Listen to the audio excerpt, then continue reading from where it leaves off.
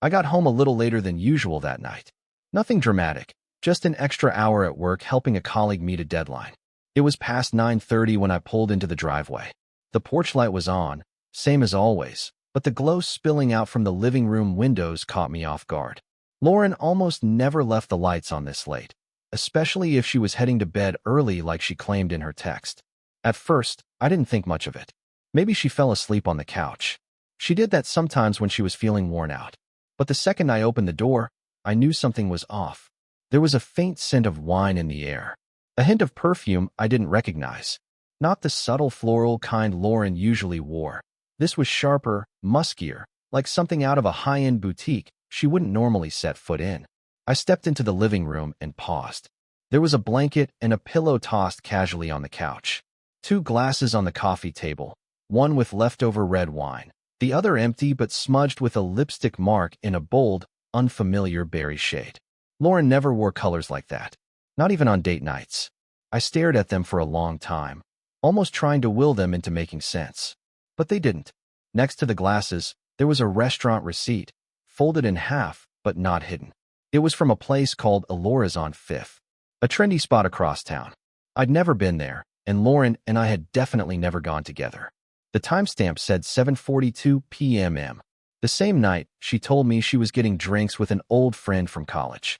I stood there, holding the receipt, listening to the quiet hum of the refrigerator and the occasional creak of the house settling. My stomach twisted.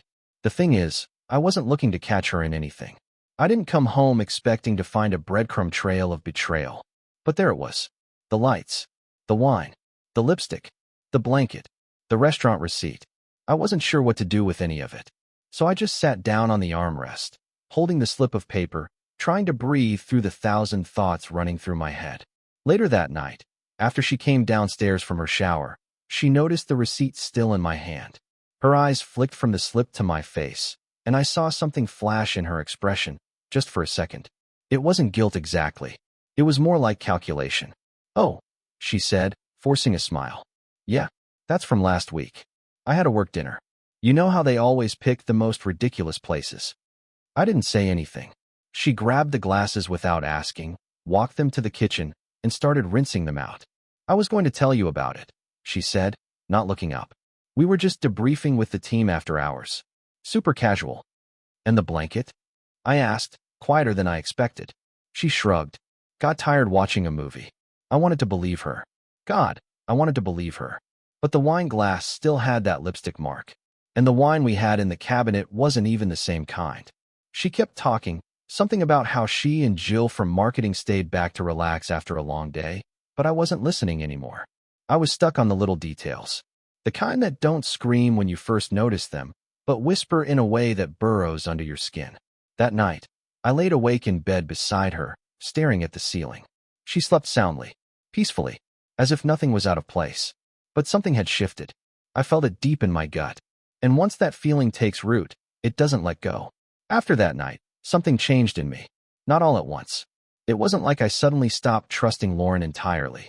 It was more like a hairline crack in a windshield. Tiny, barely visible. But you know how it is. Once it's there, every bump in the road makes it a little worse. A little longer. Until one day the whole thing shattered. At first, I kept trying to explain things away. That lipstick? Maybe she borrowed it from a friend. The restaurant? Maybe it was really a work thing. The blanket? Maybe she just got cold watching TV. But the more I tried to be reasonable, the more the inconsistencies started piling up. There was a weekend in April when she said she was going on a yoga retreat with some coworkers. Off the grid, she called it. Phones off, no signal, total detox. She left early Friday morning, gave me a quick kiss at the door, and disappeared into the kind of weekend you assume your spouse needs from time to time. But something didn't sit right with me. For starters, she took her nicer overnight bag. Not the one she usually stuffed with leggings and protein bars. Then there was the fact that she didn't post a single photo. Not even to her close friends' Instagram stories, which she usually updated even on lazy weekends. And when I casually asked who she went with, she gave me 4 different names in 2 different conversations. Jenna and Trish, she said on Sunday when she got back, tossing her shoes in the hallway like she'd just returned from a long spa day. But earlier in the week, she had told me it was Marcy from HR and some new girl from accounting. I didn't say anything. I just filed it away. Then came the hike. Or, supposedly, a forest hike with old college friends. This was in late May. She showed me a few blurry photos of trees and a campfire, but when I asked where it was, she said, somewhere near Red Hill. The problem was, I knew Red Hill. I used to go fishing out there with my cousin. There's no cell service for at least 15 miles. Yet somehow, she had been texting me that entire afternoon with updates about how much she missed our bed. I didn't confront her. I just nodded, smiled, and watched her pour herself a glass of wine while changing the subject to what groceries we needed. But the big one, the one that finally kicked me into gear, was her sister. Lauren had told me she was staying with her sister Melissa for a weekend. She even packed extra because Melissa's ACS*CKs, and I'll be living in tank tops. But 2 days later, Melissa posted vacation photos from Spain. Not old throwbacks. Real-time updates. The timestamp showed her at the Barcelona airport the same day Lauren supposedly went over. I stared at that post for a solid minute. Then I refreshed it. Again and again. Still there. I didn't even know what I felt. Anger? Fear? Maybe a weird kind of validation. Like I wasn't crazy. Like all those gut punches I'd been brushing off weren't just insecurity. It wasn't until I started noticing her phone habits that I really couldn't lie to myself anymore. Lauren used to be the kind of person who left her phone face up on the coffee table. Sometimes she forgot it in the bathroom or under a couch cushion. But lately, that thing was surgically attached to her. She started putting it on silent all the time. Not vibrate, completely silent. I noticed it one morning when I accidentally knocked it off the counter. No buzz. No chime. Just a soft clunk against the tile. She laughed and brushed it off like it was no big deal, but I couldn't stop thinking about it. Every time she got a message, she flipped the phone over so fast, it was like a reflex. Once, I walked into the room, and she immediately locked the screen. Like I'd walked in on her changing. Another time, she took a phone call in the middle of folding laundry and stepped out onto the porch. Said it was work stuff. But her tone, soft, almost too friendly, didn't match anything I'd ever heard her use on a Zoom call. I tried not to obsess. I really did. But the mind does what it does. Once the seed is planted, everything becomes suspect. She started staying out later too. At first, it was just, I'm grabbing a drink with Beth. Then it was, team dinner. Then, our yoga group is trying out a night meditation class. I asked questions, gently. She had answers. Always smooth, never defensive. But too perfect. Too rehearsed. Her explanations landed like memorized lines in a play. So I did what I told myself I'd never do. I checked our shared calendar. That's where I noticed something strange. Events would be there, then vanish. One day I saw a dinner with E scheduled at 6 p.m., but when I looked again later that night, it was gone. Like it never existed. When I asked about it casually, she said it must have been a glitch. A sync issue. It wasn't a glitch. A few nights later, I got curious and scrolled through our credit card statements. Nothing crazy. Just lunch charges, gas, groceries. But then I saw it. 2 tickets to a contemporary art gallery in the city. I remember the exact amount because she hates modern art. Calls it abstract nonsense. But the charge was made on a Saturday afternoon. The same one she told me she was visiting her mom. I checked her mom's social media. She was at a church fundraiser that day. Lauren wasn't in any of the pictures. I wish I could say I confronted her right then. I wish I could say I called her out and demanded the truth. But I didn't. Instead, I sat with it. Let it simmer. Let the realization grow heavier each day. The woman I married, the one I thought I knew inside and out, was slipping through my fingers like sand. And all I could do was watch. There was a night when I woke up around 2 a.m. and noticed she wasn't in bed. I found her downstairs, sitting in the dark with her laptop open and headphones on. When she saw me, she jumped like she'd been caught doing something illegal. Closed the screen so fast, I didn't even see what was on it. She said she couldn't sleep, that she was listening to a guided meditation. But her eyes looked guilty, like someone who hadn't expected to be found. I didn't ask questions. I just said, come to bed. She nodded, but I noticed the laptop stayed on the table, slightly open. After she fell asleep, I walked downstairs and looked at it. Password locked. I stood there for a long time, just staring at the glowing Apple logo. That was when I realized I didn't recognize the person I was married to anymore. Her routines, her expressions, even her voice sometimes, it all felt off. Like someone playing a role. Someone performing wife, instead of being one. The hardest part wasn't the lying. It was the distance. The way she looked past me in conversation. The way her, "I love you," felt like a habit, not a truth. We used to talk about everything. Now we barely touched the surface. I'd ask about her day, and she'd give me one-sentence answers. Ask her what she was reading, and she'd shrug. But when she got a text, when her phone buzzed across the room, her whole face would light up in a way I hadn't seen in months. That's when it really hit me. She wasn't just distracted. She was somewhere else entirely. With someone else. And I couldn't unsee it anymore. It started with a dead battery. That's what triggered it. The dumbest little thing. Lauren had left her old laptop on the dining table. Not her work one, the personal one. The rose gold MacBook I got her for our anniversary 3 years ago. She barely touched it anymore. Claimed everything was on her work device or phone. But that night, while clearing off the table, I noticed it was plugged in but not charging. The screen was black. I tried the usual unplug, replug, check the adapter. Nothing. I figured maybe the charger was dead. So, almost without thinking, I grabbed my own charger from the living room and plugged it in. The screen lit up instantly. No password prompt. Just her desktop. Everything wide open. It must have been some setting she hadn't updated since she stopped using it regularly. Maybe she figured no one would touch it. Or maybe she never thought I would. I stood there, halfway between guilt and curiosity. I wasn't proud of what I did next. But if I'm honest, part of me had already crossed that line in my head weeks ago. I clicked. Her desktop was cluttered. Random PDFs, *TS, old resumes, shopping lists. But there was a folder in the top right corner. One of those automatically generated cloud sync folders. It was called Mobile Sync. And it was full. My stomach dropped. At first, it was just boring stuff. *TS of receipts, pictures of grocery lists, a couple selfies I remembered from earlier in the year. But then, buried in a sea of thumbnails, I saw one image that made my hand freeze over the trackpad. It was Lauren, sitting on the edge of a hotel bed, wearing red lace lingerie I had never seen before. Lingerie I hadn't bought her. Legs crossed, head tilted slightly to the side, giving the camera a soft, sultry smile. The timestamp in the corner said July 15th, 9:04 p.m. That was the night she told me she was on a work trip to Cincinnati. My pulse thudded in my ears. I felt like someone had pressed a hot iron against my chest. I clicked again. Another photo. Lauren lying on the same bed, her body stretched out, eyes half-lidded, like she was waiting for someone. The sheets beneath her were perfectly smoothed out. It was posed. int** mate. Not a selfie. Someone else had taken it. And then I saw him. Next file. *T of Lauren and a man, mid-kiss. Her arm curled around his neck, her hand resting lightly on his waist. The way her fingers gripped his shirt, the way his eyes were closed, it wasn't staged. It was real, unfiltered, personal. I recognized the man. His name was Nathan, a co-worker. Or at least, that's how she introduced him last fall at a holiday party. "This is Nathan from finance," she'd said. "He's kind of a dork, but he's harmless." Harmless. Right.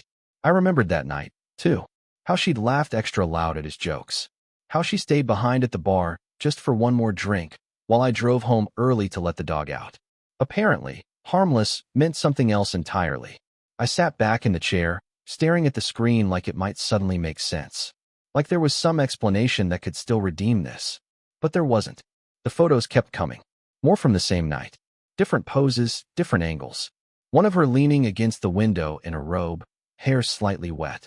Another of them laughing together in the mirror, half-dressed, like they were playing house. There were no captions. No messages. Just raw, visual truth. Unmistakable. Undeniable. I don't know how long I sat there. Time kind of melted. My body felt heavy, but my mind was racing. The part of me that still wanted to believe her, the part that held on through all the half-truths and shady excuses, finally went quiet. This was it. The moment I stopped asking what if. There was no if anymore. No maybe. No misunderstanding. Just the truth. I closed the laptop gently and pushed it to the side. Walked into the kitchen. Poured myself a glass of water. My hands were shaking. I leaned on the counter, staring at the sink like it might offer some kind of direction. But all I felt was this dense, suffocating stillness. Like the room was too quiet for what had just happened. I thought I'd cry. I didn't. I thought I'd scream. I didn't. Instead, I just stood there, breathing, feeling my chest rise and fall while the rest of me collapsed inside. Lauren came home about an hour later. I didn't say anything. She walked through the door humming something, maybe from the radio, holding a tote bag and talking about how the traffic was awful near 7th. I didn't respond. She tossed her keys in the bowl by the door, took off her shoes, walked past me, and kissed my shoulder like she always did. I still didn't respond. She paused. "You okay?" she asked. "You look pale." I turned to her slowly, looked her in the eye. "You said you were in Cincinnati on July 15th. Her face didn't change. Not at first. Then came the shift. A flicker in her eyes. Barely perceptible, but it was there. "Yeah, I told you. For that conference." "Nathan was there too?" Now her shoulders stiffened. "He's on the same project team. You know that." "Right," I said. I nodded slowly. Then I walked away. She followed me halfway down the hall. "What's going on?" I stopped at the bottom of the stairs. "I saw the photos," I said. She froze. Dead quiet. I didn't look back. I couldn't. Not then. Not when the only thing holding me together was momentum. "I want you to leave the laptop alone," I said calmly. "Don't delete anything." Her voice was suddenly small. "Mark, don't." I interrupted, my voice flat. She stood behind me for a few seconds longer, like she was trying to decide if she should run, or explain, or maybe just disappear. But I didn't wait for her to decide. I climbed the stairs and shut the bedroom door. That night, I didn't sleep. I laid there staring at the ceiling again. Only this time the questions were gone. The doubt was gone. All that remained was a kind of hollow finality. A weightless, drifting awareness that everything I thought was solid had turned to dust. It wasn't rage. Not even heartbreak. It was something colder. Truth, when it finally arrives, doesn't scream. It whispers. And once you hear it, you can't pretend it said anything else. I didn't scream. I didn't shout. I didn't even cry. I just left. It was maybe 2:15 in the morning when I grabbed my keys, my wallet, and a hoodie from the coat rack. I didn't pack a bag. I didn't leave a note. I didn't want to make a scene or give her the chance to twist anything into some teary late-night confession. I wasn't angry, not in the traditional sense. I was just done. When I stepped out into the cool night air, the silence hit me first. No cars. No wind. Just that dead, heavy stillness that only shows up at 2 a.m. It felt like the world had gone to sleep without waiting for me to catch up. Which made sense, in a way. The life I thought I had was already over. Everyone else had moved on. I was the only one left staring at the wreckage. I drove with no real destination. Just me and the empty roads. The city felt foreign, like I was seeing it through someone else's eyes. I passed familiar landmarks, places Lauren and I had laughed, fought, planned our future. All of it felt like it belonged to someone else now. A different version of me. One who still believed. Eventually, I pulled into a small motel off the highway. The kind of place you wouldn't normally look at twice. It was mostly empty, just a flickering neon sign and an old man behind the desk who didn't ask any questions. I paid in cash and took a room near the back. Room 108. I remember the number because I kept staring at it, wondering how many other people had stood outside that same door, holding their entire life in a duffel bag or a broken heart. Inside, the room was what you'd expect. Faded wallpaper, a queen-size bed that creaked when I sat down, and a dusty old air conditioner humming in the corner. I turned off the lights and laid on top of the covers, fully clothed. Didn't even take off my shoes. I stared at the ceiling again, same as I had in our bedroom. Only now the silence wasn't suffocating. It was comforting. No Lauren pretending to be asleep. No faint light of her phone screen glowing under the covers. No weight of pretending I didn't notice. Just me. Alone. Free. In a strange, devastating kind of way. I think I expected to feel more rage, sorrow, panic. But there was only one thing left in me. Emptiness. And somehow, that felt like a beginning. The next morning, I checked out without saying much. Drove home slow. I half expected to find Lauren gone or waiting at the door with some overly rehearsed speech. But the house was still. Too still. She was in the kitchen, sitting at the table in silence. A cup of coffee growing cold in front of her. She didn't say anything when I walked in. Just watched me, like she was waiting for instructions on how to breathe. I didn't give her any. I walked past her, grabbed 2 trash bags from under the sink, and headed upstairs. I started packing. Not out of spite. Not out of revenge. Just because I couldn't live there anymore. The walls were too full of lies. The silence between us too thick to cut through. Even her presence in the next room felt like static in my ears. I packed my things mechanically, clothes, toiletries, a few framed photos of my parents, some documents from the desk drawer. I left behind anything we bought together. Furniture, art, even the good towels. She could have it all. I didn't want reminders. When I walked downstairs with my bags, she finally spoke. Mark, please. Just 2 words. Not I'm sorry. Not let me explain. Just my name and that one word. A plea. Quiet and shaky. I paused in the doorway. She looked like a ghost. Hair tied up in a messy bun. No makeup. Eyes red from crying. And maybe, if I hadn't seen those photos, if I hadn't watched her fake normal for so long, I might have caved. I might have said, let's talk. But I didn't. Because in that moment, the truth was louder than her voice. I'll send you the address where I'm staying, I said flatly. For mail or whatever. She opened her mouth, like she was going to protest, but nothing came out. I walked out the door and didn't look back. I found a short-term rental on the east side of town. One of those furnished apartments people use between jobs or relocations. Small, but clean. A view of a construction lot instead of a skyline. But it was mine. And more importantly, it didn't feel like a museum of broken promises. I set my things down and just sat on the edge of the couch for a while, soaking it in. The silence was still there. But now, it wasn't laced with lies. It was mine. That first night, I slept like a man who hadn't rested in months. Not because I was at peace, exactly, but because the pretending was finally over. No more guessing games. No more decoding texts or watching body language like a detective. Just quiet. The kind that hurts, but heals. In the days that followed, Lauren texted a few times. Mostly short, careful messages. Can we talk? Please let me explain everything. I never meant to hurt you. I read them, but never responded. I didn't delete them either. I wanted to remember what avoidance looked like when it dressed itself up as regret. I called a lawyer. That was the next step. Cold, necessary, methodical. When the receptionist asked, "Is this for a contested or uncontested divorce?" I hesitated. I hadn't even said the word out loud yet. Divorce. But I said it then. Contested, probably. We'll see. The paperwork took a few days to start. In the meantime, I began sorting my life back into piles. Things I needed, things I'd lost, things I didn't realize I'd given up. I reached out to my brother. Told him everything. He didn't say, "I told you so," even though he could have. He just said, "I've got a spare room if you need it. And beer." That's the kind of support I didn't know I was starving for. I started going to the gym again. Not to reinvent myself, but just to feel something. Sweat out the numbness. Reclaim the rhythm of my own breathing. Lauren didn't stop texting. Her messages started shifting. From apologetic. "You didn't deserve this. I was in a dark place." To emotional. "I still love you. Can't we at least talk?" To frustrated. "Ignoring me won't fix anything. This is childish." I ignored all of them. It wasn't about punishing her. I just didn't have anything left to give. Every message felt like her throwing a rope toward me while I was already climbing out with my own hands. I wasn't going to let her pull me back down. The silence became a strange comfort. Heavy, yes, but also clean. Honest.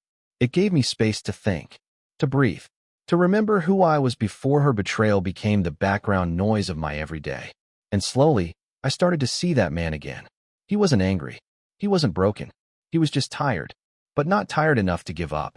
A week after I moved out, the first email arrived. Subject line, "Please read this." I stared at it for a long time. Didn't open it.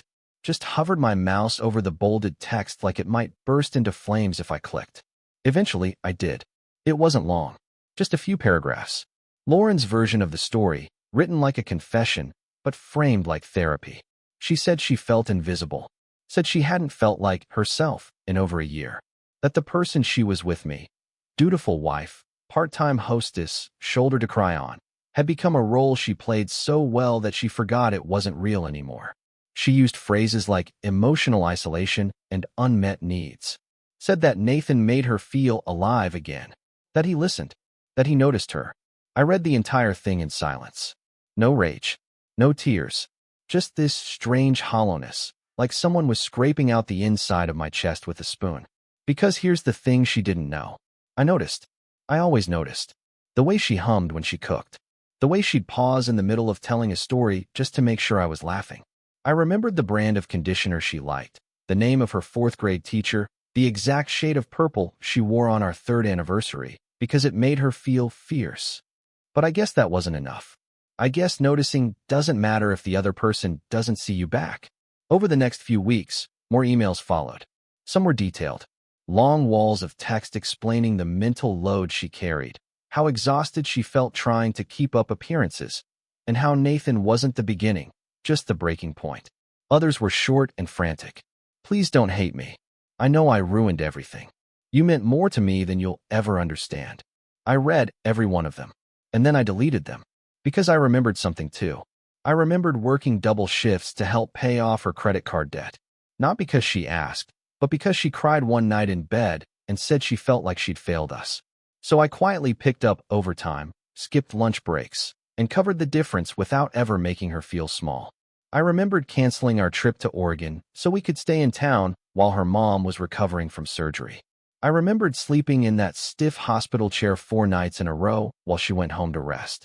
I remembered giving up tickets to a once-in-a-lifetime conference in Chicago because she didn't want to be alone that weekend. I remembered 1,000 little things she didn't mention in those emails. Because I didn't do them to be thanked. I did them because I loved her. Because love, real love, is sacrifice without scoreboard. But now I realized that all of it had been traded for hotel rooms and late-night messages and soft laughs meant for someone else. I don't say that to paint myself as a saint. I had my faults too. I could be withdrawn. I worked too much. Sometimes I didn't listen as closely as I thought I was. But I never once disrespected the bond we had. I never once turned my back on her. That's what made it harder. It wasn't just betrayal. It was the cheapening of everything we built. I started therapy. Found a place not far from my new apartment. My therapist, Leah, was direct and kind in equal measure. In our first session, she asked me a question that stuck with me. What are you grieving more, the person or the story? At first, I didn't know how to answer. But the more I thought about it, the more I realized it was the story. The story I told myself about us. The story that said we were unbreakable, that we were different from everyone else, that our worst days still meant something because we chose each other anyway. But that story wasn't real anymore. Maybe it never was. One afternoon, about a month after I left, I got a text from Lauren. I left a box at your place. Just some things of yours I found. It's on the porch. I waited until nightfall to check. There it was. A small cardboard box. Taped shut. My name written on top in her handwriting. Neat, slightly slanted, the way she used to write grocery lists on the fridge. Inside, I found an old hoodie of mine, a pair of cufflinks from our wedding, and a framed photo of us in Charleston. We'd gone there for our first anniversary. I remember the moment perfectly. We were leaning against a balcony rail, wind in our hair, smiling like idiots. She'd written something on the back of the frame in pen. I'm sorry. I did love you. I still do. I held the photo for a long time. Couldn't bring myself to toss it. Couldn't look at it either. I set it on the closet shelf, behind an old stack of books. Let the past collect dust where it belonged. In the weeks that followed, her messages slowed down. Eventually, they stopped altogether. I assumed she realized I wasn't coming back. Not now, not ever. But the silence didn't feel like a victory. It just felt necessary. I started to rediscover myself in fragments. Mornings felt clearer. The smell of fresh coffee didn't carry the same weight. I wasn't bracing for a forced smile across the table or awkward silence while she scrolled on her phone. I reconnected with an old friend from college. Met for drinks. Laughed about the dumbest stuff. I forgot how good it felt to be seen without having to audition for it. I picked up running again. Not to escape, but to remember what movement felt like when it was just for me. I started cooking again. Badly. Burned 2 omelets. Nearly set off the smoke alarm. But the point wasn't perfection. The point was trying. Living. For the first time in years, I wasn't performing. I was simply existing. There was one night, maybe 2 months post-separation, when I dreamt of her. In the dream, we were back in our old kitchen. Sunlight pouring through the windows, music playing low, her in that threadbare t-shirt she used to sleep in. She looked at me and smiled, and then said, "You didn't deserve what I did, but I did it anyway." I woke up in a sweat. Not scared, not sad, just still. Like even my subconscious had run out of questions. Closure doesn't always come wrapped in explanations or apologies. Sometimes, it's just the absence of longing. That's what this stage was. Not healing, not forgetting, but no longer needing answers from someone who could only ever offer excuses. I wasn't bitter. Not anymore. I was just free. Not in the fireworks and champagne way. In the quiet way. The kind that whispers, "You're not carrying this anymore."